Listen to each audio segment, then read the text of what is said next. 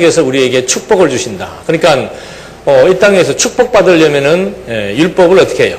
잘 지키면은 축복이 오고, 율법을 잘 지키지 않으면은 하나님의 저주가 임한다는 것을 쉽게 이렇게 단정해서 말하고 있는 겁니다. 이런 그 칼빈의 율법관, 엊그저께 특강 시간에도 그런 말을 했습니다마는 율법이 최초로 주어진 것은 BC 1500년경이죠. 모세 때입니다. 지금으로부터 3500년 전이고 예수님 오시기 1500년 전입니다. 그래서 이 법이라고 하는 거, 율법이라고 하는 것은 참 우리 그 유대인들에게나 기독교인들에게나 이 성격이 참 이게 애매하기도 하고 힘든 부분이 있는 겁니다. 그러니까 우리 인간은 어차피 이 세상 속에서 살아가고 있고, 세상 가운데 살아간다라고 하는 것은 사회적이라는 뜻이고, 사회적 관계 속에서 살아갈 때 제일 중요한 것은 질서입니다. 상대방을 괴롭히거나 상대방을 해하거나 상대방의 재산에 손실을 끼쳐서는 안 되는 거죠. 그러니까 법이라고 하는 것은 뭔가 그런 상대적 관계 속에서 질서를 유지하기 위한, 그래서 우리는 모든 사회를 공산사회든 민주사회든 그 사회를 주도해 나가는 것이 바로 법입니다. 그렇기 때문에 법치 국가라는 얘기를 합니다. 국가는 그 법에 의해서 다스려진다라고 하는 거. 이게 모든 사람들에게 기본적으로 가지고 있는 법 개념입니다. 그러다 보니까 이것이 종교 안으로 들어와서도 역시 종교 안에서도 법이라고 하는 것은 뭔가 종교인들, 특정인이죠. 종교인들을 문 잠궈버리세요. 예? 그 문 뒤에 잠궈버렸어요. 자꾸 왔다 갔다 하니까. 우리 엊그저께 특강 시간에도 미리 등록을 해가지고 등록 의자 인원수 딱 차면은 아예 들어오지 못해서 뒷방에서 이렇게 동영상 보고 강의 들었습니다. 그러니까 여기는 뭐 방이 많으니까 미리 차단하는 수밖에 없어요. 이건 달리 뭘 하는 게 아니고 우리 공부 분위기 자꾸 깨집니다. 저는 이렇게 자꾸 이렇게 주변에 문 열려서 햇빛 들어오면 자꾸 이렇게 시야가 분산되고 하기 때문에 아직 저는 영역이 부족해서 분위기가 딱 그러지 않으면 잘 못해요. 법이라고 하는 것은 그런 그 질서 차원. 그리고 이게 종교 안으로 법이 들어왔을 때는 어떻게 둔갑을 하는가? 성경의 원리예요. 복과 저주의 차원에서 우리의 현실 생활을 리더해 나간다는 거죠. 그러니까 칼빈도 그 구약의 율법을 지키면 뭐가 된다 그랬어요? 복이 주어지고 또 하나님의 의가 되고, 율법을 지키지 않으면은 뭐가 됩니까? 하나님의 저주가 임하고 그것은 불의한 것이 되고 죄가 된다. 이것이 율법을 구약에서 주실 때에 하나님께서 정해놓으신 하나의 그 법질서입니다. 그러니까 이걸 그대로 유대인들도 이 부분이 헷갈리는 거예요. 유대인들도 이 부분을 그냥 고지곳대로 문법적으로 이해를 하다 보니까 굉장히 힘든 부분들이 많이 있었습니다. 근데 이것이 해석학적으로 제대로 해석이 되지 않고 오늘 지금 21세기인데 이 21세기에 와서도 그대로 이제 이거는 아니라고 그러죠. 이 의라고 하는 것은 율법을 지켜서 의가 되는 것은 아니라고 얘기합니다. 그러나 율법을 잘 지키게 되면은 의가 되지는 않지만은 뭐는 주어진다? 현실적인 복은 주어진다. 또 반대로 율법을 지키지 않으면은 율법을 지키면 의가 되는 것이 아니라고는 쉽게 말을 하는데, 이렇게 잘 이해를 하는데, 율법을 지키지 않으면은 뭐가 되는 거예요? 죄가 된다는 것에 대해서는 별로 의문을 갖지 않는다 이 말입니다. 그러다 보니까 쉽게 교회에서도 율법을 지키지 않는 사람들을 향해서 뭐라고 얘기하는 거예요? 당신 자꾸 그렇게 죄 지으면 안 된다. 그래서 칼빈은 이 죄를 짓게 되면은 그 죄를 반드시 회개해야 된다. 그래서 이 고백을 통해서 그 죄를 깨끗하게 회개를 하고 용서를 받아야 된다. 이런 얘기를 이제 기독교 강요 3권에서 아주 적나라하게 얘기를 하고 있는데, 그렇게 얘기하는 이유는 참 이 율법 자체에 대한 본질적인 율법의 기본적인 정신, 이걸 지금 제대로 파악을 못해서 그런 거죠. 그러니까 하나님께서 이스라엘 백성들에게 율법을 주었던 거, 율법의 기본 정신은 뭐예요? 그 율법을 통해서 역사적으로는 출애굽의 사건, 하나님께서 우리 민족을 애굽에 종살이 시켰다가 거기에서 해방시켰다라고 하는 출애굽의 사건을 역사적으로 잊어버리지 않고 기억나게 해주는 것이고, 근본적으로는 그 역사 해석을, 신학적이죠. 그 역사 해석을 통해서 하나님이 여호와로 존재하신다는 거. 그러니까 이스라엘 백성들이 애굽에 종살이 할 때 거기에서 해방됐잖아요. 왜 해방시킨 겁니까?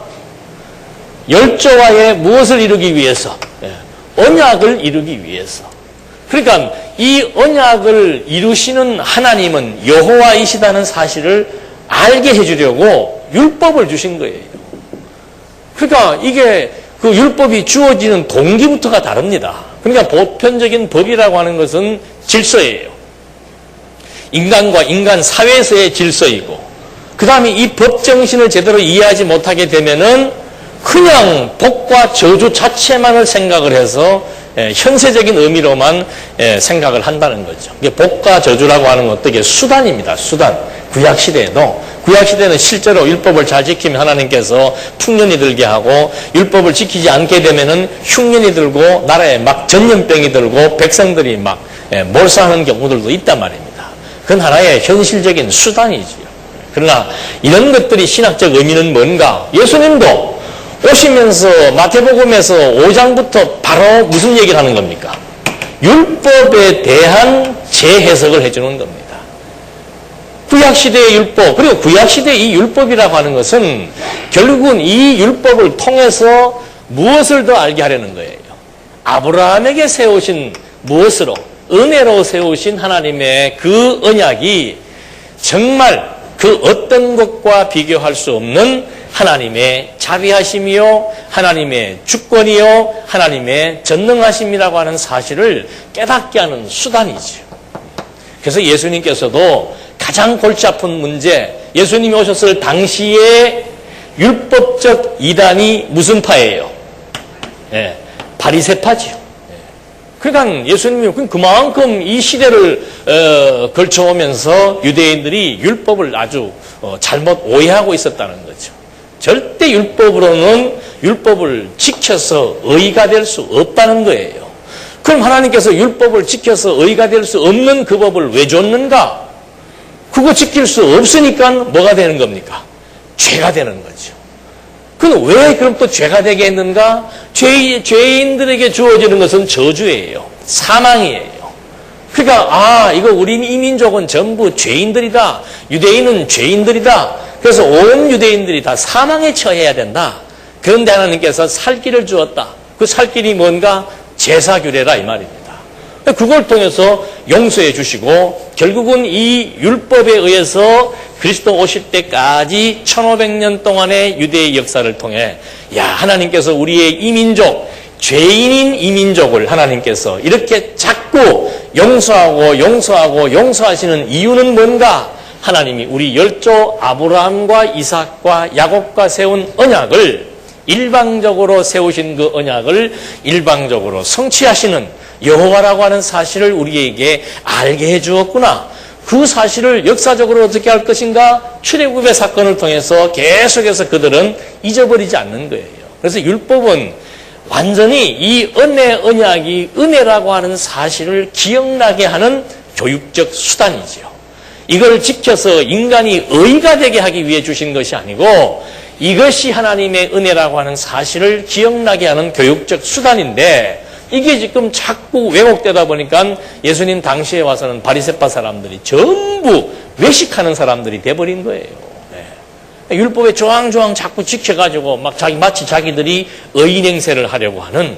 그래서 예수님이 첫 번째 예수님의 공격 대상이 뭔가? 그게 율법주의자들인 바리새파 사람들이죠. 그러니까 막 독사의 자식들아, 그들의 기만, 그들의 외식, 그들의 공로주의적인 그런 성격들, 그거 사정없이 예수님께서 공격하는 것을 볼 수 있습니다. 그래서 이 율법이라고 하는 것이 이렇게 처음부터 정확하게 이해를 하지 못하고, 그리고 결국은 이 율법이라고 하는 것은 그리스도께서 성취하실 것에 대한 언약이라고 그랬습니다. 율법을 지킬 수 있는 사람이 한 사람도 없기 때문에 오직 유일하신 하나님의 아들 그리스도가 오셔서 내가 온 것은 율법을 폐하기 위해서 온 것이 아니고 이 율법을 성취하기 위해 왔다. 그래서 예수께서는 율법을 온전히 성취하시고 그것으로 끝내야 되는데 자기의 지체된 자들의 그 죄를 속량하기 위해서 다시 율법 아래의 저주를 받으시고 거기에서 부활하심으로 말미암아 하나님의 의를 우리에게 드러내신 사건. 그러니까 율법은 그리스도에 대한 언약이다. 이것이 율법의 아주 신학적 의미로서 근본되는 겁니다. 여기에서 이탈돼 버리면은 이제 한국교회의 율법주의자들이 그대로 잔존할 수밖에 없는 것이고 칼빈도 그렇게 해석을 할 수밖에 없는 거예요. 그러니까 예수님이 와서 그 율법관을 정확하게 정리를 해줬습니다. 율법은 내게 대하여 증거하는 것이다. 그래서 율법과 시와 선지 이 전체 다가 다 하나의 율법이에요. 그거 전체를 지금 내게 대하여 그리스도에 대해서 증거하는 것이다. 근데 왜 그것을 그 율법의 내용을 통해서 그리스도를 바라보지 못하고 그 율법의 내용을 통해서 이름으로 예수가 그리스도라는 사실을 이해하지 못하고 자꾸 아직도 율법을 지켜야 되는 규범으로 일반 법은 사회적 규범입니다. 그러나 유대인들에게나 우리 그리스도인들에게서의 규범은 바로 이 율법이 되는 거예요. 율법을 그냥 일반적인 법 차원의 규범으로 오해를 한 것이죠. 그래서 이것도 예수님께서 이렇게 율법관을 정리를 해줬는데 4세기 어거스틴이라고 하는 이 교부 이가 나타나가지고는 율법을 또다시 원점으로 돌려놓은 거예요. 우리가 창세전에 그리스도 안에서 선택을 받았다. 그 증거가 바로 뭔가? 그 증거는 뭔가 보여야 된다 이 말이지. 무엇으로 보여야 되는가? 행실로 보여야 된다. 그럼 내 행실이 옳고 그른 것을 무엇으로 판단할 수 있는가? 그건 율법으로 판단할 수 있다. 그래서 역으로 율법을 지키면은 내가 선택받은 자가 되고 율법을 범하게 되면은 내가 선택받지 못한 자가 된다. 그리고 그 말을 들을 때는 그것인가 하다가도 가만히 생각해 보면 율법을 제대로 지킬 수 있는 사람이 있습니까? 없습니까? 어느 정도 없어요. 그러면 선택받은 자가 어떻게 해요? 한 사람도 없는 게 돼버리는 게 이게 말 잘해야 돼요, 이거. 생각도 깊이 있게 해야 되고 이 말도 잘해야 돼요.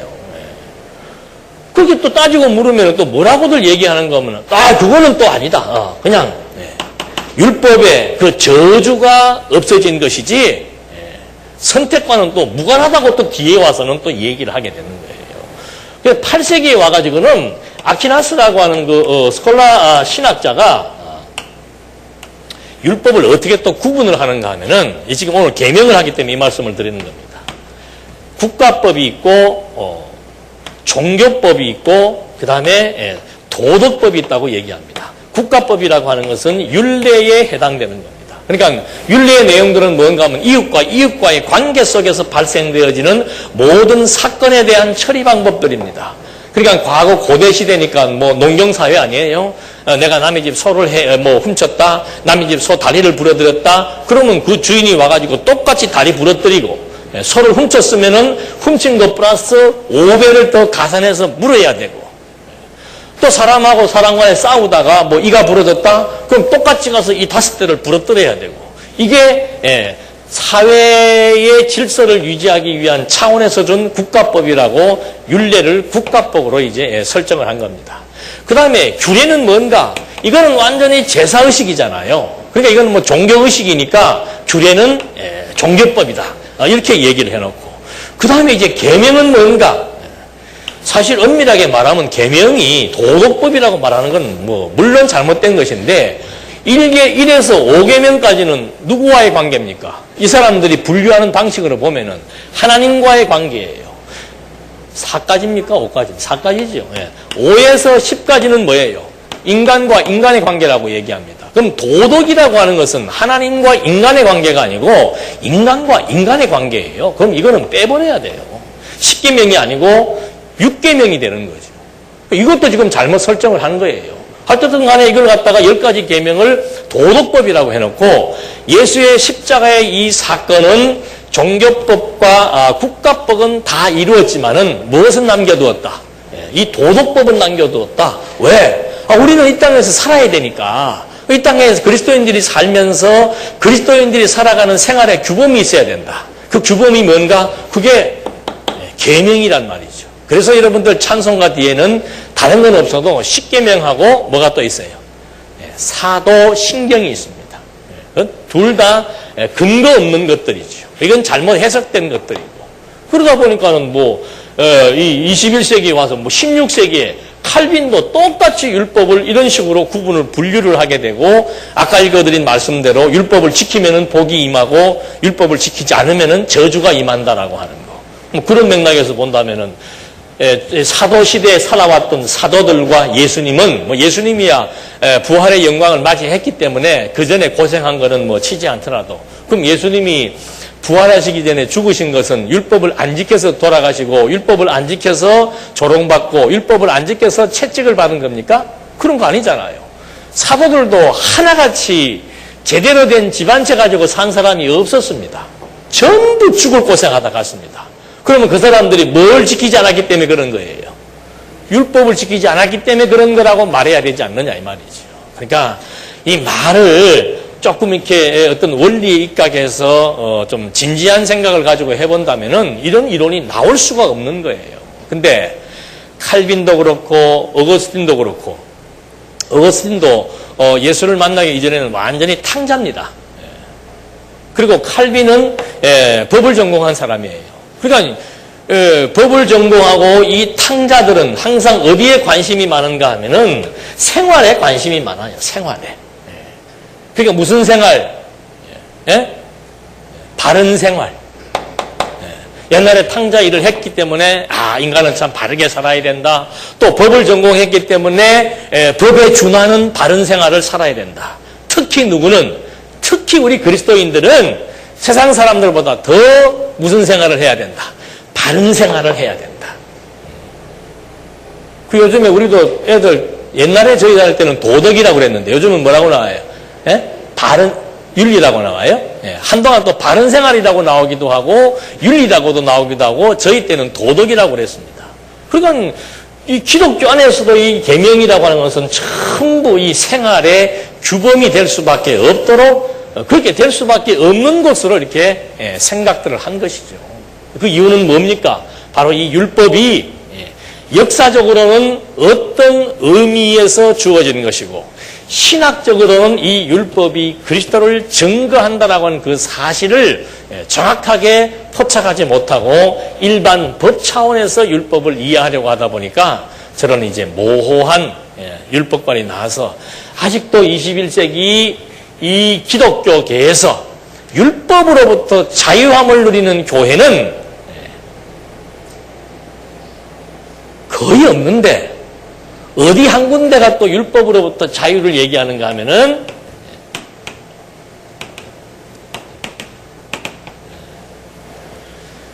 그러니까 이 기독교인들이요, 이 구원파에 대해서 무엇이 어떻게 신학적으로 교리적으로 잘못됐는지를 정확하게 비판은 못하고 자꾸 부분적인 얘기만 하고 이단이라고 그러면서 공격을 하는데 지금도 얼마나 이단들이 많이 이렇게 파생되고 있습니까? 그 이유 중에 하나는 뭔가 기독교가 제대로 지금 정립을 못해서 그러는 거예요. 구원파에서도 처음에 접근해서 묻는 질문이 뭐라고 그럽니까? 뭐로부터 얘기한다고 그랬어요? 당신 죄인입니까? 의인입니까? 묻는다 그러잖아요. 요즘 개그맨 얘기 들은 말대로 한다면은 애매합니다. 예. 죄인입니까? 의인입니까? 그러면 그런 거 별로 생각 안 했던 교인들은 탁 그 말 들으면은 말 잘 못하잖아요. 이 죄인이죠, 그러면은. 죄인이면은 뭐 본받는 거예요? 구원 못 받는 거예요. 의인이라 그러면은. 당신이 무슨 의인입니까? 당신이 그렇게 율법을 잘 지킵니까? 이렇게 또 물고 나오는 거죠. 그래서 그런 말에 대해서 성경신학적 관점에서 정확한 정의를 못 내린다면은 이런 자들이 등장을 해서 공격을 할 때도 뭐 정확하게 답변을 할 수가 없는 거죠. 여러분 같으면 뭐라고 답변할 수 있겠습니까?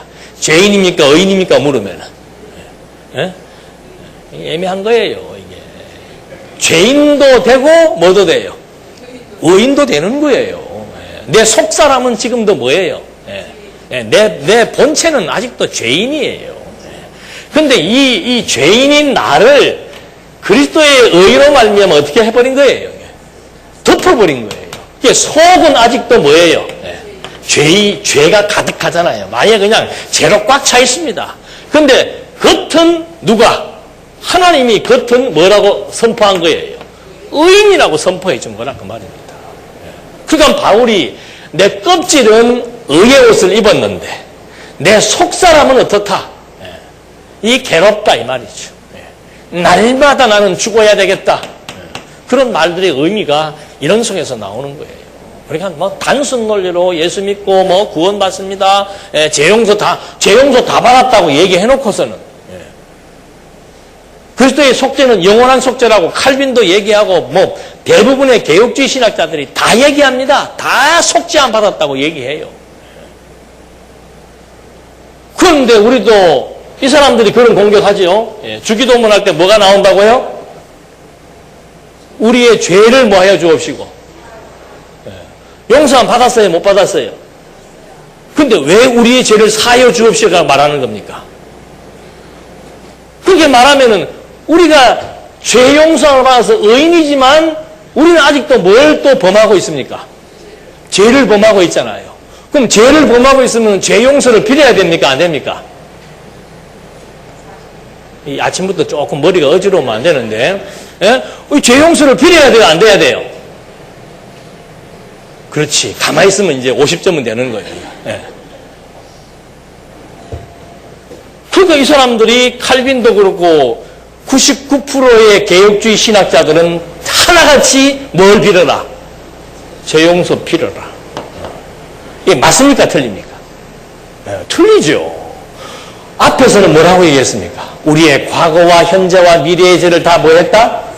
다 사해 주었고 하나님은 우리를 어렵다고 선언했다. 거기까지는 또 맞아요. 그런데 왜 이게 머뭇거려지는가? 당신은 아직도 뭐예요? 죄인이잖아. 아직도 나쁜 생각을 하기도 하고 아직도 실수하고 범죄하기도 하고 어리석은 행동들이 나타난단 말입니다. 그러면 그 부분에 대해서 뭐 해야 되는가? 그리고는 주기도문에도 예수님이 뭐라고 그랬습니까? 우리의 죄를 뭐 해주옵시고. 주기도문은 언제 하는 거예요? 주기도문은 언제 합니까? 예배 마치고 해요? 이게 또 큰일 났네. 아니 성경에 바울은 어떻게 기도하라 그랬어요? 쉬지 말고 기도하라 그랬잖아요. 쉬지 말고 기도하는 기도의 모델이 뭡니까? 그게 주기도문이에요. 그럼 날마다 뭐 해야 돼요? 주기도문 가운데 지금 우리는 속죄에 대한 얘기를 하니까 날마다 뭐 해야 돼요? 오늘도 보니까 뭐 오셔가지고 한 사람도 막 하나님 아버지만 내 죄를 용서해 그런 거 그렇게 막 통곡하시는 분 안 계시더만. 그래서 지금 외부에서 와서 보면은 이상하다고 그러는 거예요. 예배 이건 예배가 아니고 공부니까 막 여러분들이 통해자복 안 해도 되지만 일반적으로 드리는 그 제사의 개념을 갖고 드리는 예배 속에서는 필히 무엇이 따라오는가? 통해자복하는 시간이 따라와야 돼요. 여러분들도 혹시 무슨 일이 잘 안 풀리는 분들 계시면은 뭐 때문에 안 풀린다고 생각하면 되겠어요? 내가 뭔가 회개를 어떻게 깔끔하게 하지 못했구나. 이래야 목회가 잘 돼갈 수밖에 없지요. 죄 안 짓는 사람 있습니까? 없습니까? 한 사람도 없습니다. 이래서 지금 막 기독교가 이상한 종교가 되어가는 거예요. 그래서 다시 한번 말씀드립니다. 하나님께서 모세에게 율법을 주신 것은 역사적으로 애굽에서 해방시킨 사건을 기억나게 하고 그 사건에 대한 의미는 뭔가 열조 아브라함과 세우신 은혜 언약을 일방적으로 인간의 죄와 상관없이 성취하시는 하나님이 여호와이심을 알게 하려는 데 있고 그 다음에 그런 목적을 가진 이 율법은 바로 이 영원한 하나님의 은혜의 본질을 우리에게 깨닫게 하실 그리스도를 통해서 성취하실 내용이라는 것이 율법이 가지고 있는 신학적 의미라 이 말입니다. 그러니까 그 이상도 그 이하도 아닌 거예요. 그리고 이미 우리는 다 죄 용서를 받은 거예요. 근데 왜 이 말을 자꾸 하는가? 모든 신학자들이 죄를 거론을 할 때 어떻게 죄를 구분하는가 하면은 아담이 지은 죄는 무슨 죄예요? 모든 죄의 근원이 되는 원죄라고 얘기를 합니다. 그 다음에 여기 지금 21세기 와서 지금 우리들이 짓는 죄는 뭔가? 그거를 본죄라고 얘기해요. 또는 자범죄라고 얘기하기도 하고. 내가 지었다, 본인이 지었다 이 말입니다. 그러니까 이거는 죄를 어떻게 구분하는가? 아담이 지은 죄가 따로 있고 누가 짓는 죄가? 내가 짓는 죄가 따로 있다고 구분을 하는 거예요. 그러니까 아담의 이 죄의 영원한 사망에 이르는 이 죄는 십자가의 용서, 십자가의 사건을 통해서 용서가 되었지만 우리가 예수를 영접하고 살면서 짓게 되는 이 본죄는 어떻게 해야 된다? 계속해서 용서를 얻는 용서가 전제된 회개를 해야만 된다. 그래서 이 용서가 전제되는 회개의 방법이 로만 카톨릭과 프로테스탄트 개혁주의와 다르다는 얘기예요. 카톨릭은 신부나 교황에게 가서 이 사람이 이 죄질에 따른 판결을 내려줍니다. 당신의 죄질은 보니까 이게 별로 안 좋네. 상습범이구만. 상습범은 이거 안 돼. 당신의 죄질로 봐서는 요즘에 그 범죄 저지르고 나면은 왜 징역 살지 않고 그 하는 거 있잖아요. 봉사 100일 동안 어느 시설에 가서 봉사해라 이런 것처럼 그런 판결을 교황이 내려주는 거예요. 그러면은 우리 이 개혁주의는 어떻게 하는가? 교황에게 가서 그런 판결을 얻는 게 아니고 대중에게 나서서 뭐 해라? 고백해라고 얘기합니다. 내가 죄 지은 것에 대한 어떤 대가 지불은 없더라도 내가 지은 죄를 어디에서? 여기 서가지고 여러분에게 작은 죄는 혹시 넘어갈 수 있지만 큰 죄는 어떻게 해요? 절대 그냥 넘어가면 안 된다라고 칼빈이 기독교 강요 3권에서 회개를 다룰 때 언급을 하고 있습니다. 그래서 지금 한국교회도 보면은요, 저는 직접 그런 데 있다가 온 사람이 저희 교인으로 있었어요. 그분이 그런 얘기를 하더라고요. 교회 가면은 이 밝은 11시에 그런 거 하긴 좀 창피스러우니까 저녁 시간에, 금요 철야 시간에, 이럴 때 불을 끈대요. 불은 뭐 하라고? 고백하려면 백주 대낮에 만민이 보는 앞에서 해야지.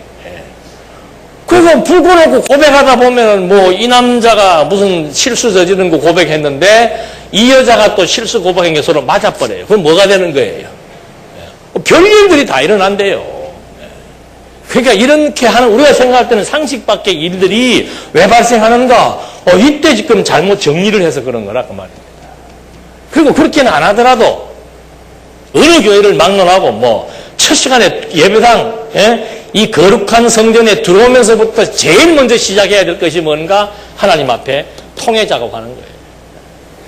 제가 그 신학교를 다니면서 그때는 저도 신비주의에 완전히 신비주의에 접해가지고 하나님도 만나고 능력도 받고 이래가지고 이제 신학교를 간 거예요. 근데 그 어느 신령한 권사님이 계신데 그 권사님한테만 가면은 내 기도를 하면 자꾸 날 보고 회개를 더 하래요. 전도사님 아직 강팍한 게 덜 빠졌대. 그러니 나는 내 나름대로 회개했다고 생각을 하는데 거기만 가면 자꾸 또 뭐라 그러니까 얼마나 마음에 부담이 되는지.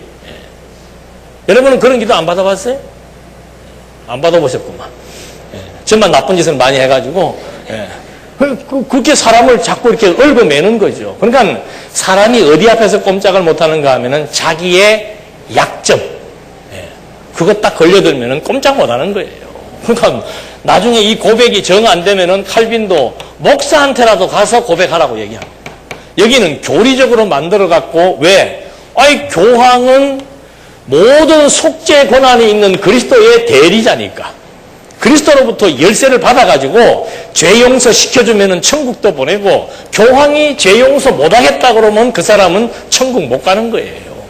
그런 권세를 교리적으로 딱 정당화 시켜 놓으니까 누구든지 여기 와서 무릎을 꿇을 수밖에 없는 거죠. 근데 기독교는 그런 것도 제대로 확립도 안 해놓고 그냥 어정쩡하게 해가지고는 회개를 강조하게 되고 또 성경에도 보니까 회개가 이제 우리 개신교도 회개를 그냥 해서는 안 되고 반드시 회개에 합당한 뭐가 필요해요? 네. 열매가 필요한 거죠. 그 열매가 무슨 열매예요? 네? 돈이에요. 그래서 이 기독교라고 하는 잘못된 기독교에 한번 걸려들게 되면은 이것 때문에 더 무서워서 빠져나오지를 못해요. 이것 때문에. 빠져나올 수가 없고 또 한 가지는 뭔가 인간은 죄 안 짓고 사는 인간이 어디가 다 죄인인데 더군다나 예수님은 아예 그냥 마음의 상태까지 지적을 해서 미워하는 자체를 살인죄로 예수님은 규정을 해버리니까 여기에서 자유로울 수 있는 사람은 한 사람도 없는 거죠. 그러니까 죽을 때까지 예수 믿는 사람들은 뭐 해야 돼요? 용서함 받는 신앙 고백을 할 수밖에 없는 거예요. 이래서 신약 성경에도 우리 그리스도인 참된 교회가 투쟁해야 되는 그 투쟁의 대상을 몇 가지로 나열했습니까? 네? 세 가지로 나열해요. 유대주의, 세속주의, 적그리스도. 그 중에 유대주의가 제일 먼저 나오잖아요. 왜 그런가? 아예 이때부터 시작해서 지금까지도 그것을 기록했을 그 당시도 마찬가지였고 갈라디아 교회도 보십시오. 사도 바울이 율법이란 그리스도를 증거하는 것이라고 이 율법에 대한 복음적 해석을 해줘가지고 온 갈라디아 교인들이 정말 그 율법의 공포로부터 율법의 저주로부터 율법의 죄책감으로부터 다 자유함을 누리고 있는데 다시 또 누가 침투한 거예요. 네?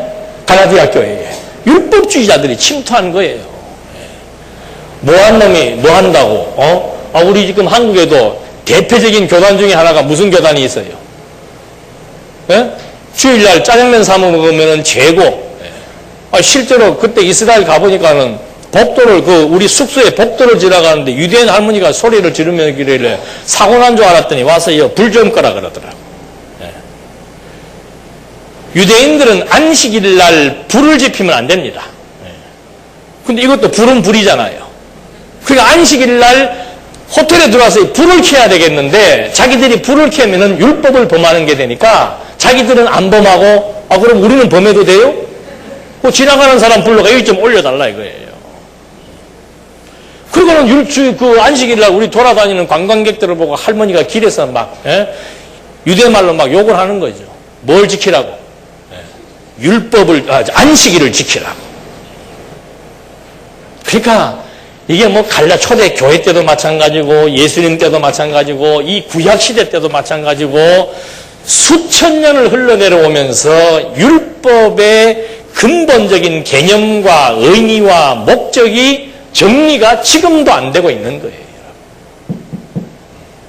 이거 하나만 가지고도 정말 우리 언약 성취사적 성경 신학이 가져다주는 이 자유가 어떤 것인 것을 정말 확실하게 비교할 수가 있는 거예요. 우리는 주일날 돈이 없어서 목사 먹지. 소고기를 먹으면 어떻고 개고기를 먹으면 어떻고 그게 무슨 상관이 있어요. 그래서 십계명에 대한 내용들은 여러분들이 다 알고 계시는 내용들이기 때문에 자세한 내용은 언급하지 않더라도 그래서 이 십계명의 책에 보면은 십계명에 대한 기능들을 이렇게 가장 잘못 이해하고 있는 것이 고발적 기능이다.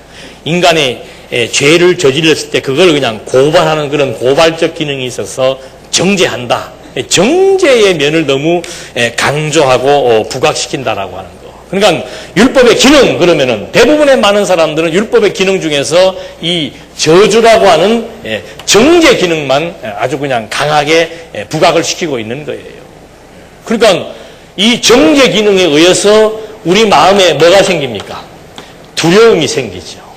그러니까 하나님을 경외하는 방식도 어떤 마음으로 경외해야 되는가? 두려워하는 마음으로 하나님을 경외해야 된다고 칼빈이 지금 말하고 있는 거예요. 그러니까 우리처럼 이렇게 여기가 뭐 성전이 아닌 것도 분명하지만 우리처럼 이렇게 대부분의 사람들은 이걸 성전이라고 미화를 시켜놓고 하나님이 지금 여기에 뭐 어딘가는 어디게 여기겠지 뭐요. 예? 이 자리가 제일 거룩한 자리니까 여기에 딱 이렇게 계시니까 들어올 때부터 무슨 마음으로 들어와야 돼요? 왜 두려운 마음으로 들어와야 됩니까? 한 주일 동안 벌써 뭐 손에 꼽을 수도 없도록 미움과 시기와 질투와 정오와 분노와 온갖 욕심과 폐악들을 다 가지고 일주일 동안 살다가 여기 이렇게 들어올 때는 이제 두려워하지 말라 그래도 뭐 할 수밖에 없어요. 두려워할 수밖에 없어요. 우리는 뭐 문 열고 들어오면서도 하나도 그런 의식이 있습니까? 없습니까? 그래도 조금은 있어야 되지 않겠어요? 그래도 저는 조금은 있게 하시려고 문을 잠그라 그런 거예요. 그하고는 상관없는 얘기입니다만은, 그래서 이 율법이 우리는 쉽게 생각할 수 있습니다만은, 지금까지도 이 율법 문제는 우리 기독교인들의 정신세계에 엄청난 피해를 주고 있다라고 하는 것. 아까도 말씀드렸습니다만은 이 율법 10율법 가운데 계명, 그 10계명을 구분하는 것도 종교적 의무와 사랑의 의무로 구분하고 있습니다. 그러니까 1에서 4까지는 종교적 의무다. 왜? 1계명이 뭐예요? 1계명이 나 외에 다른 신 섬기지 마라. 2계명은 찬송가 없어요? 이런 것도 못 외우면서 목사가 되니까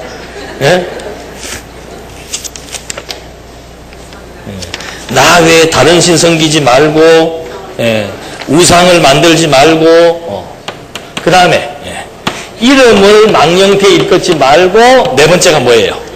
안식일을 거룩히 지키고. 이게 다 뭡니까? 이걸 물론 하나님과의 관계된 거죠. 요거를 따로 하나님과의 관계된 것으로 딱 차단을 해버리는 겁니다. 그래서 율법을 구분할 때도 이렇게 종교적인 의무, 이걸 종교적인 의무라고 얘기합니다. 종교적인 의무. 왜? 하나님하고 직접적인 관계가 있기 때문에. 그 다음에 5번째가 뭐예요? 부모. 그 다음에 뭐예요? 하여튼 도둑질, 살인, 간음, 거짓 증거 쭉 있잖아요. 부모라고 하는 것은 우리 인간의 부모니까 이거는 종교적인 의무가 아니고 무슨 의무다? 사랑의 의무다. 그래갖고 하나님 앞에도 잘해야 되고 또 누구 앞에도 사람 앞에도 잘해야 된다. 말은 뭐 그럴듯 하잖아요.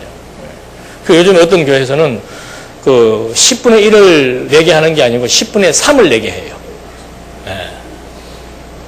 우리는 10분의 1만 내도 됩니다. 10분의 3을 내게 해. 왜? 10분의 1은 누구 거?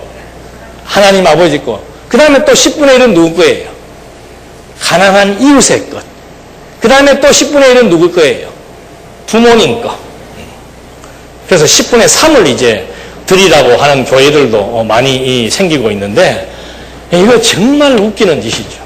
그래서 이 계명은 뭐 하나님과의 관계, 인간과의 관계가 아니고 이게 전부 다 이 계명을 주실 때 출애굽기 20장입니까? 뭐라고 하나님께서 모세를 시켜서 얘기하고 있는 겁니까?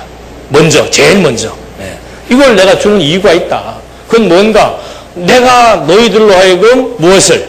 애굽의 400년 종살이에서 해방시켜 주신 여호와라고 하는 사실을 뭐하게 하려고? 알게 하기 위해 준 것이다. 그러니까 그 역사 해석만 딱 하게 되면은 다른 신을 섬길 필요가 있습니까? 없습니까? 없어요. 누가 유대 민족들을 사랑해서 애굽의 종살에서 해방시켜준 그런 신이 어디에 있냐? 상천하지에 너희들을 애굽에서 해방시켜주신 그런 신이 어디가 있냐 이 말입니다. 그러니까 출애굽 사건 하나만 딱 생각이 나게 되면은 다른 신을 섬기라고 해도 섬길 필요가 없게 되어 있는 거예요. 두 번째도 마찬가지입니다. 우상을 만들지 말고 우상을 섬기지 말고. 우상 섬기는 이유도 뭡니까? 하나님이 여호와라고 하는 사실, 출애굽하게 하신 하나님 여호와라는 사실을 잊어버리니까 인간은 본능적인 종교성이 있단 말입니다. 뭔가 섬겨야 돼요. 예. 그러니까 우상을 섬기게 되는 것이고, 하나님의 이름이 뭐예요? 말 그대로 여호와잖아요. 여호와. 예. 그러니까 역사 해석만 정확히 하게 되면은 다른 신을 섬기라 그래도 섬기지 않게 돼 있고, 우상에게 절하라 그래도 뭐 아무것도 아닌데 무슨 절을 해요? 뭐 설령 뭐라고 하더라도 그 우상이 나하고 무슨 상관이 있습니까?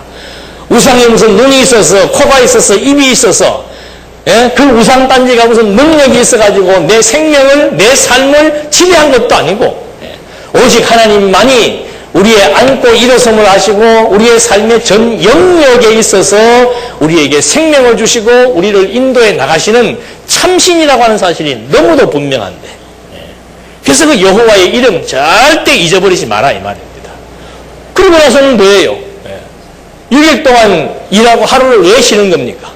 애굽에 종살이 할 때는 하루도 쉬는 날이 없었잖아요. 오늘 하루 쉰다라고 하는 그 날의 개념을 통해서, 절기를 통해서 다시 한번 애굽의 종살이를 생각나게 하기 위해서 6일 동안 일하게 한 다음에 반드시 유대인들은 하루를 쉬게 하는 거예요. 그러니까 하루 쉰다는 것 자체가 의미 있는 게 아니에요. 그날을 왜 쉬느냐? 그걸 정확히 파악을 해야 되죠. 그 다음에 이거 부모는 갑자기 왜 나온다 그랬습니까? 이 사실들을 누군가한테는 교육을 받아야 될 거 아닙니까? 그래서 유대인들은 정말 가정교회입니다. 철저하게 부모가, 저도 그 하여튼 이스라엘 가서 제 기억에 남는 거는 그 노인 할머니, 그 다음에 통곡의 벽에 갔을 때 유대인들, 멀쩡한 유대인들 그 랍비복 탁 하고, 나는 유대인들은 그렇게 안 하는 줄 알았어요. 유대인들은 점잖게 뭐 하나님하고 이런 줄 알았어요. 유대인들 랍비복 입고 외국 사람이 그 돌병 옆에 서가지고 어떻게 사진 하나 찍어놓고 싶더라니까. 꼭 한국 교회에 사는 신비주의자들하고 똑같은 행동을 그 벽에 서서 하고 있더라고요. 그리고 또 한 가지 인상적인 것은 뭔가 안으로 들어가서 보니까 방들을 만들어 놓고 아버지가 자식들 다 불러 모아놓고서는 계속해서 율법서를 낭독하고 있더라 그 말입니다. 그러니까 유대인들은 철저한 가정교회고 종교교육이 누구로부터 이루어지는가? 부모로부터 이루어지는 거예요. 그러니까 종교교육도 마찬가지고 사회교육도 마찬가지고 학교교육도 마찬가지예요. 모든 교육은 1차적으로 부모로부터 이루어지는 겁니다. 어디에서부터? 태중에서부터 부모로부터 교육을 받는 거예요. 종교교육도 태중에서부터 시작하는 것이고 사회교육이니 가정교육이니 전부 다가 태중에서부터 시작을 하는 거예요. 그중에서 가장 중요한 교육이 뭐예요? 종교교육이잖아요. 그러니까 부모는 끊임없이 자식들을 불러 모아놓고 항상 율법을 낭독시키는 교육을 해야만, 그 부모의 교육을 통해서라야만 이 역사적인 사건을 잊어버리지 않을 수가 있고 배울 수가 있고, 그래서 하나님이 여호와라고 하는 사실을 정확히 이해할 수 있기 때문에, 그래서 부모를 뭐 해라? 공경해라. 이거는 효도 얘기를 하는 게 아니에요. 철저한 종교교육이지요. 그러니까 다 모든 것이 하나의 원리에 의해서 정리가 되는 거예요. 하나님 잊어버리게 되면은 하나님이 모든 것들을 다, 그 다음 여기서부터는 거의 다가 생명과 관련되고 분법과 관련된 것들입니다. 남의 안에 친하지 말고 남의 물건 훔치지 마라. 왜? 남의 거 훔치고 남의 안에 건드리면은 가만히 있을 사람이 어디가 있습니까? 그 싸움 나면은 잘못하면은 죽을 수도 있다 이 말입니다. 그러면 유대인들의 생육 번성에 문제가 발생하기 때문에, 그래서 하나님께서 이 하나님의 언약을 이루시기 위한 수단이고 생명의 주관자가 하나님이잖아요.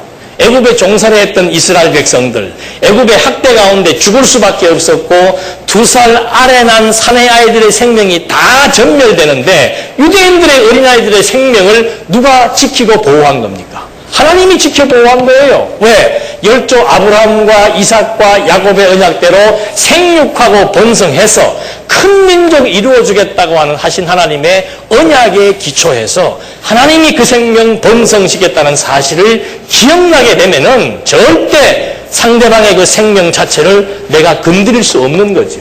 이 생명이 누구의 생명이기 때문에? 하나님의 생명인 거예요. 그런 맥락 속에서 뭐 남의 거 훔치는 게 왜 나쁜가, 거짓말하는 게 왜 나쁜가, 거짓말도 마찬가지죠. 자꾸 유대인들 사회에서 거짓 증거자가 생기고 거짓말하는 게 만연돼 버리면은 누구까지도 왜곡할 수 있습니까? 이스라엘의 이 출애굽의 사건도 왜곡할 수가 있고, 출애굽의 사건이 왜곡되니까 하나님의 존재 자체도 왜곡하게 되고 하나님의 말씀도 거짓으로 둔갑시킬 수가 있기 때문에 철저하게 이런 관계되는 내용들도 하나님 중심에 의해서 이스라엘의 역사적 사건을 기초로 해서 하나하나 정리되고 있다라고 하는 거. 그래서 이건 도덕법이 아닌 거예요. 말 그대로 하나님 여호와이심을 우리에게 확증시켜 주시는 그런 수단인 것이지, 이게 무슨 도덕법이라서 예수 믿는 사람들이 믿고 난 이후에 지켜야 되는 조항으로 이해한다면은 이건 뭐 완전히 정말 율법을 주셨던 하나님의 계시적 의도와는 전혀 무관한 내용으로 밖에 설명을 할 수가 없는 것입니다. 이런 맥락 속에서 이제 십계명에 관련된 내용들이 하나하나 제가 지금 뭐 간략하게 말씀을 드린 겁니다. 그래서 이 한 번 더 정리를 해보자면은 근본 목적에 있어서 계명을 주신 십계명을 주신 근본 목적에 있어서 신적 권위, 칼빈은 그 신적 권위에 굴복해 하기 위해서 이 율법을 십계명을 주었다라고 얘기하는 겁니다. 왜 그런가 하면은 인간은 율법을 지킬 수 있는 능력이 완전하지 못하기 때문에, 대부분의 많은 사람들이 다 십계명을 어길 수밖에 없기 때문에 십계명을 어기면 죄인이 되고, 죄인이면은 저주를 받게 되는데 그 저주를 모면하려고 하면은 반드시 회개해야 된다. 이런 논리에 의해서 하나님의 권위를 높여놓은 거예요. 그러니까 기독교인들의 삶이라고 하는 것은, 말은 칼빈도 말은 그리스도의 이 사건은 하나님의 은혜라고 얘기합니다. 하나님의 은혜의 선물이라고 얘기하는 거예요. 근데 더 거슬러 올라가서 이 아담의 죄에 대한 성격을 정확히 구별하지 못하고, 아담이 지은 죄는 원죄이고 우리가 짓는 죄는 자범죄로 따로 구분을 시켜서 이해를 하다 보니까 그리스도의 은혜도 설명을 하면서도 그 다음 예수 믿고 난 이후에 우리가 저지르는 범죄에 대해서는 또 회개하고 용서를 빌어서 하나님 앞에 그 두려워 떠는 마음으로 신앙생활을 해야 된다라고 가르칠 수밖에 없다라고 하는 거. 그러니까 여러분, 우리는 그 죄를 이렇게 아주 쉽게 정의를 해버렸잖아요. 죄는, 죄의 근원은 뭡니까? 악이라고 그랬죠. 하나님의 싫어하심. 그 하나님의 싫어하시는 것이 인간 내면에 어떻게 한 거예요? 딱 정착돼 버리는 거예요. 그러니까 이 인간의 내면 세계는 온갖 생각하는 것이나 마음 먹는 것이 전부 다 하나님의 싫어하시는 것. 하나님의 싫어하시는 것을 한마디로 말하면 뭡니까? 인간이 누구와 같아지는 거. 하나님과 같이 주관자가 되려는 거예요. 인간이 하나님처럼 심판자가 되려는 거예요. 그러니까 로마서 2장입니까? 바울이 뭐라고 얘기하는 거예요? 너희는 남을 뭐 하지 마라. 비판하지 말라. 그 비판의 그 의미가 뭔가? 판단의 의미가 뭔가? 그게 우리가 주관자가 된 거예요. 우리의 판단은 전부 주관자입니다. 주관적입니다. 내가 봤을 때, 내 경험에 비추어 봤을 때, 내 어떤 문화적인 기준에 비추어 봤을 때 저건 저래서 안 된다. 그 판단하는 거예요. 그 판단만 하는가? 또 나름대로 심판까지 한다 이 말입니다. 그걸 바울은 판단하지 마라, 비판하지 마라. 왜? 이것이 바로 인간의 죄악성이다 이 말입니다. 왜 그런가? 판단과 심판은 오직 누구만이 할 수 있는 거? 하나님만이 절대 기준입니다.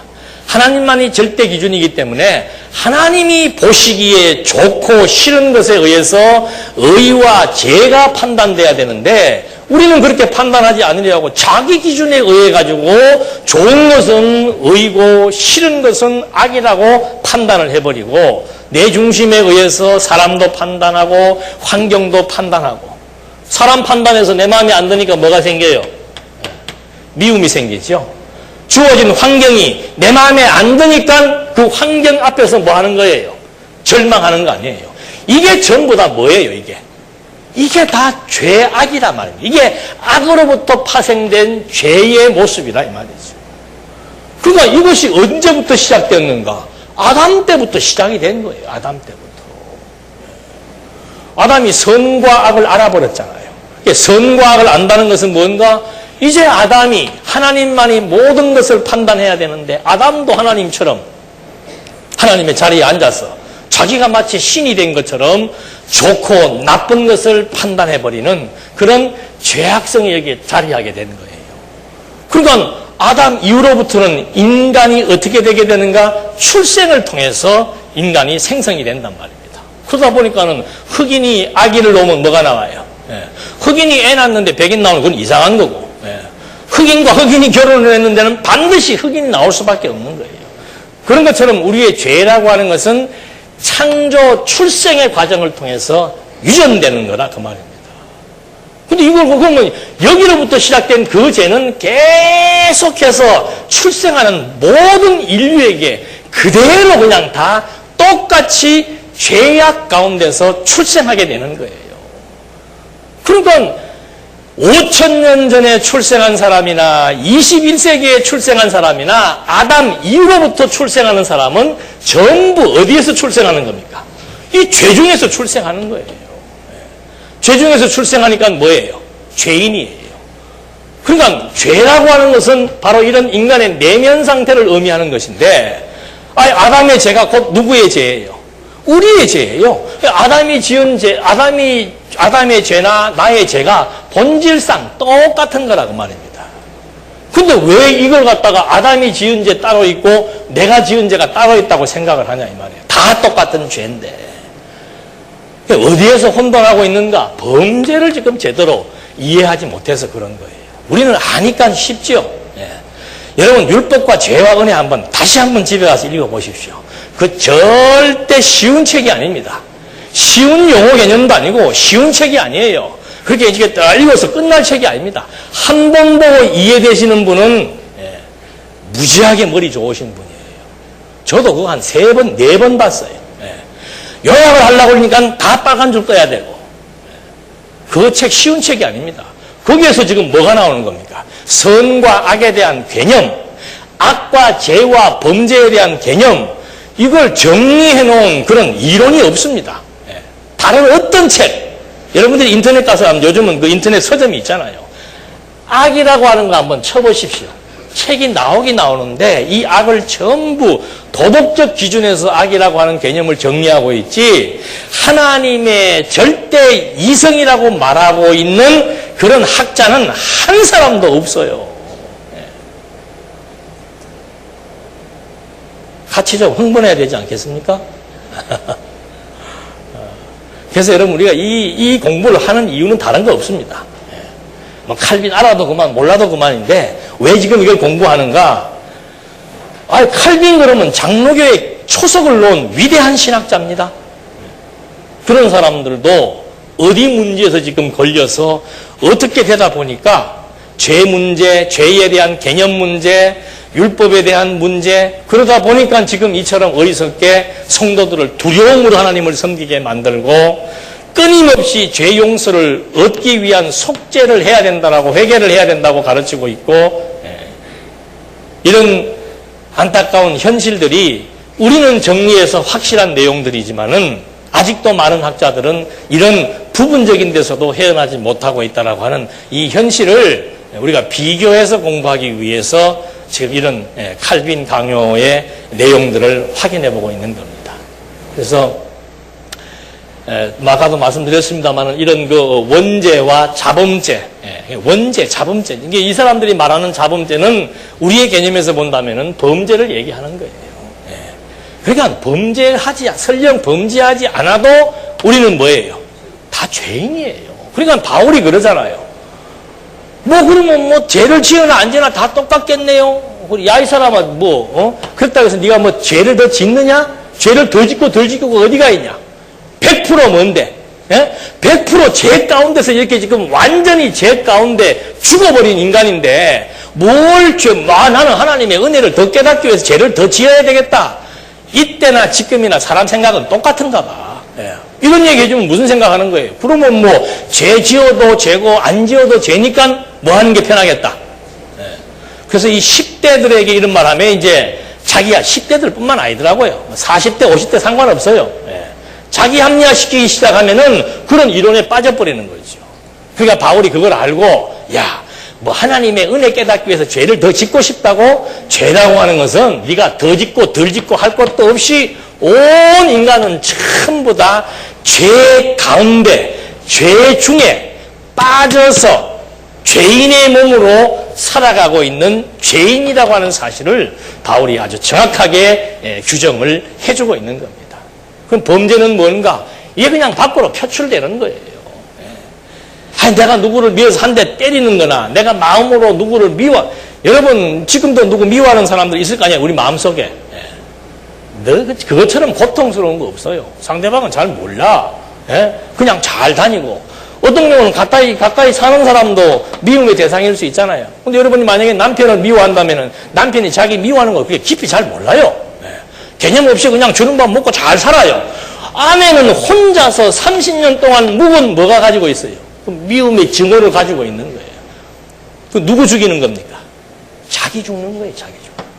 그러니까 설령 뭐 남편에게 어떤 뭘 행하지 않더라도 인간은 이 내면 세계가 중요한 거라 이 말입니다. 이거 지금 다 해결되는 거예요. 이거 해결되는 거예요. 이 상태에 완전히 죽어버린 우리를 그리스도가 여기에서 빼내가지고 이제는 생명의 씨앗을 던져준 거예요. 회생할 수 있는 가능성을 여기에다 심어준 거예요. 이거 싹이라고 그러죠, 싹.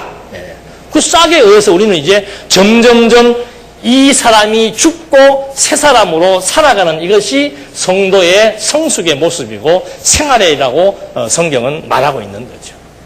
그래서 이런 그 원리적인 이해를 신학적으로 정확하게 우리가 규정하고 규명하고 이해하지 못하면은 부분적으로 접근해 오는 질문들에 대해서도 우리 역시도 난감해질 경우들이 있다는 거죠. 그래서 가급 뭐 시간이 되면은 이런 문제를 가지고도 여러 가지 책도 좀 보시고 다각적인 질문들, 특히 이 10대 애들의 질문이 굉장히 어떤 면에서 우리가 대답하기 어려운 것들이 참 많아요. 지금 오늘부터는 중고등부도 같이 예배 드린다 그러더라. 그럼 무슨 문제가 생기는가? 저도 우리 교회는 작으니까 뭐 학생들도 다 같이 공부를 해요. 하다 보면 하나님의 주권 얘기할 때 하나님이 뭐 하신다? 하게 하신다. 공부도 하나님이 하게 하셔야 하지. 그럼 부모님들 얼굴이 이렇게 되는 거지. 저런 말 하면 얘가 공부해요, 안 해요? 사실 그래요? 공부할 마음을 주시는 분도 하나님이시고 공부하기 싫은 마음을 주시는 분도 하나님이세요. 무슨 말 한마디 했다라고 해서 그 친구가 그 친구는 그런 말을 통해서 공부 못하도록 하나님께서 지금 딱 정해놓은 뜻이 있으니까 그렇게 된다라고 우리는 믿어야 되는데 순간적이고 나타난 현상만 자꾸 판단하고 이해하다 보니까 내가 들을 때 별로 마음에 안 드는 내용들, 싫은 내용들 그런 게 나오면은 그때는 즉석에서 이분법으로 생각을 하는 거죠. 그래서 이렇게 하나하나 여러 가지 많은 도전과 질문과 또 환경 속에서 발생되어지는 여러 가지 사건들을 통해서 정말 재정리를 해야 되는 그런 필요성이 우리에게 분명하게 있습니다. 그 이유 중에 하나는 뭔가? 반드시 믿음은 행위로 표출되게 되어 있습니다. 하나님의 존재를 확정하게 되면은 마음이 즐겁고 기쁘게 되어 있습니다. 그리고 하나님의 진정한 가치를 발견하게 되면은 함께 그 가치를 위해서 마음이 뜨거워지게 되어 있습니다. 마음이 뜨거워지면 가만히 있을 수가 없습니다. 그럼에도 불구하고 마음이 뜨겁지가 않다. 뭔가 지루하고 진부하고 권태스럽다. 이건 이제 근본으로부터 다시 정립을 해야 될 과제가 되는 겁니다. 기도하시겠습니다. 하나님 아버지, 참 저희들을 사랑하셔서 평범하게 알 수 있는 그런 보편적인 기독교가 아니고 정말 하나님께서 밝혀주고자 했던 근본적인 진리를 저희들에게 알게 해서 정말 우리들에게 바른 진리에 의한 참 자유를 누리게 하신 것에 대해 진심으로 감사드립니다. 이제 우리의 생각과 우리의 마음을 하나님께서 이 진리의 말씀으로 다시 한 번 더 체계적인 정립을 해주셔서 우리에게 주어진 삶의 의미와 가치 분명하게 알고 힘있게 살아갈 수 있도록 인도해 주시옵소서. 예수님의 이름으로 기도드립니다. 아멘.